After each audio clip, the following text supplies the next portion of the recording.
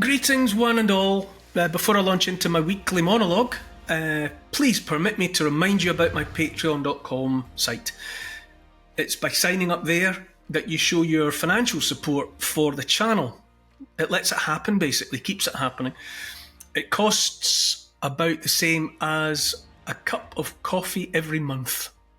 But in return, you get early access to all my new content, and you get exclusive access to the question and answer session every week. It's a great site. There's loads there, competitions, all the rest of it, and you know the opportunity to be in touch with one another. Really, so stir yourself into the mix and make it better just by being there. Okay, now it's time for the thought of the week.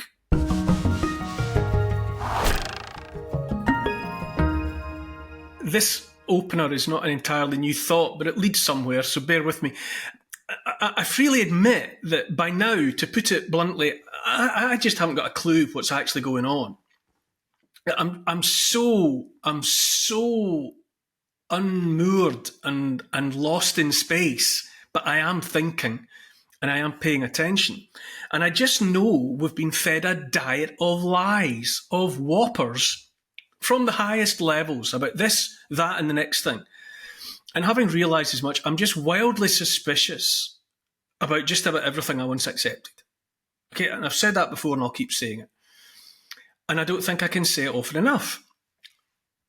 Oscar Wilde said, "Those who go beneath the surface do so at their peril." Ain't that the truth, Oscar? It's not that what you find beneath the surface is false. Far from it. On the contrary, it's the truth. The trouble is that so much of it is so disturbing, you don't know what to do with the new information that you find, far less the completely different worldview that then presents itself. So, from a classic 60s song called For What It's Worth, we learn there's something happening here, but what it is ain't exactly clear. Now, For What It's Worth was written by Stephen Stills, he who would, well, subsequently be part of Crosby, Stills and Nash and Crosby, Stills, Nash and Young, but at the time he wrote that, he was with another iconic 60s outfit, Buffalo Springfield. Now, I read lines like Oscar Wilde's quote and Stephen Stills' lyrics, and I just know that they chime with me. And I also wonder if Wilde and Stills were playing with us at the same time. You know, saying the quiet part out loud, as we've learned to say. If you're looking for another rabbit hole to go down, might I suggest you read around the story of Laurel Canyon, being the community in the Hollywood Hills that spontaneously, and I'm putting that word in inverted commas, spontaneously, gave birth to the likes of Buffalo Springfield, Crosby, Stills and Nash, Neil Young, Frank Zappa, Jim Morrison and the Doors, the Byrds, the Monkees, the Beach Boys, the Eagles, and a slew of others of the so-called, you know, the flower power, peace and love, hippie counterculture of the 1960s and on into the late 1970s. Specifically, I've been reading a book called Weird Scenes Inside the Canyon, Covert Ops and the Dark Heart of the Hippie Dream by Dave McGowan and Nick Bryant. Mind blown. It's all about how in a place, Laurel Canyon, in the Hollywood Hills, where there was no music industry and not even a music scene to speak of, all these characters, a frankly disproportionate number of them born to high-ranking US military and intelligence personnel, were all suddenly congregated in the same leafy, bucolic landscape, hanging out together, and all curiouser and curiouser, clustered around a secret military base, right at the heart of it all. Charles Manson and his so-called family, they were there too, going to the same houses, taking part in the same parties. They weren't peripheral or outsiders. They were right there, fully in the mix, laying down tracks in the same studios. Old Charlie even auditioned for and failed to make the final cut for the Monkees. What a mistake to make it. You couldn't make it up. That's an overused term, but you couldn't make it up. The funky allegations don't just concern the music industry. Hollywood was implicated too, is implicated too. I suppose, when a rational person thinks about it, the influence available through popular music and the movies, how much you can shape thinking, create trends. Would the powerful really leave that alone? Would they really just let those industries be organic, go in their own sweet way? Answer that question for yourself. If there was influence to be had, wouldn't that influence be infiltrated and captured along with everything else? So, whatever the truth of it, the Laurel Canyon music scene that came before and then spawned the much better known Haight-Ashbury, San Francisco scene, the Laurel Canyon thing kicked off at the same time the US was preparing to go waist deep into the jungles and rice fields of Vietnam. There was a nascent anti-war movement in the United States at the time. A sitting president, in the form of John F. Kennedy, had just been bumped off by the CIA or the deep state, it is alleged, by Bobby Kennedy Jr. and others. And given the profits likely to be made by going all in East Asia, bombs and chemical weapons a-flying, kerching, any dissenting voices had to be silenced, or at least, wholly discredited. Enter the hippie counterculture. All long hair, drugs, naked music festivals, and sex. And hey presto, peacenik became a dirty word. And the US stayed in Vietnam for all those bloody years. 50-odd thousand US soldiers dead, not to mention several million Asian men, women and children. All those years, all the way to the bank, in fact. It's an astonishing story. And so you read about how many of the luminaries of the scene, the likes of David Crosby, Jim Morrison, Frank Zappa, and others, many others, were sons of senior US military men. Zappa Sr., Francis Zappa, was a chemical warfare specialist based at Edgewood Arsenal in Maryland, the same base that was linked to MK Ultra, the near-fabled mind control brainwashing exercise. Jim Morrison's dad was the commander of the naval ships that were attacked, in inverted commas, in the Gulf of Tonkin, the event that persuaded the US into the Vietnam War. The highest ranking naval man there was Jim Morrison's dad. Alleged, but let's at least go so far as to say again, something's happening here where it ain't exactly clear. I mean, imagine if those bands had, let's say, help with their music. Imagine session musicians, out of sight and out of mind doing the heavy lifting. I don't know, imagine. All of which brings me to the rest of what I'm thinking about this week, which is to say, just what are we being encouraged to stare at right now? In the 60s, it was hippies and music and movie stars that captured everyone's attention. They still do, I suppose. But what is it now? And from what is our attention thereby distracted? What do we overlook or not pay enough attention to because no one's telling us about it? I ask the questions because by now my recently acquired rampant scepticism and suspicion of authority has me spotting a pattern I can't believe I missed for so long. And the pattern goes like this.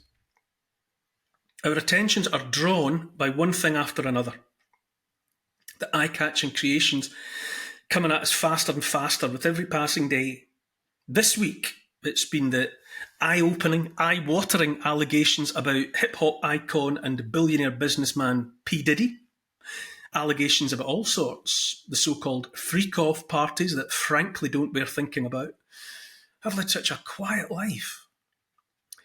If the salacious and titillating doesn't grab you, then there's always a messy war somewhere. Last week it was pagers full of explosives going off in Hezbollah pockets in Lebanon. This week it's more bombs in Lebanon, much bigger blasts. If P. Diddy isn't your bag, or war far away, then there's scandalous political stuff about UK Prime Minister Keir Starmer and his penchant for freebies, letting a rich man buy his wife's knickers, that kind of thing. Chancellor Rachel Reeves, she's been getting freebies too. Others of them besides, on the Labour front benches and elsewhere. Also the news that Deputy Labour lady Angela Rayner has hired a photographer for the price of $70,000 a year of our tax money to make her look good, or better at least. So we're invited to gawp at all of this. It's a smorgasbord, take your pick. We're also invited to speculate that the P. Diddy, aka Sean Combs story will bring down politicians alongside him. That's what we're told, or we're invited to imagine. A-list actors, sports superstars, not to mention every other musician you might care to mention. Well, it is alleged. It's alleged. Now, we all saw the Epstein story and how that ended. The man himself dead, or, well, disappeared anyway, and only one person prosecuted. No one from his fabled client list of politicians, actors, musicians, the usual suspects. Just one woman, his girlfriend, presently doing time. And well, it's my opinion at the moment that when the smoke clears after all the P. Diddy stuff, something similar may well have happened. Maybe a few characters will be sacrificed, some names thrown under the bus, just enough to keep us gawping. Maybe there'll be more suicides when the prison officers are all asleep and the security cameras are turned off. Who knows? But will the Mr. and Mrs. Biggs be brought down too? If you're asking me, I very much doubt it. Enough of us are looking. Enough is revealed deliberately or inadvertently, so that some raw meat, someone somewhere has decided, has to be thrown to the dogs. That's us. But when you get right down to it, I think it's a changing of the guard, or it's a show. The cast might change, old faces gone, new faces in the spotlight, but the owners of the show, the producers, remain the same and keep counting the money. Distraction, misdirection, it's all around us. And while we watch P. Diddy and dodgy politicians, and while the bombs rain down and the bodies pile high, what else are we missing? Well, this week, pay attention everyone, at the United Nations headquarters in New York, the powerful, the totalitarians and authoritarians met for what they called the Summit of the Future. World leaders, presidents, prime ministers, NGOs, the CEOs of NGOs, the World Economic Forum, Davos Man, the World Health Organization, the Club of Rome, the Bilderberg Group. They were all there. They all met behind closed doors to make plans for the adoption of a pact that, and I quote the UN's own website here, includes a global digital compact and a declaration on future generations.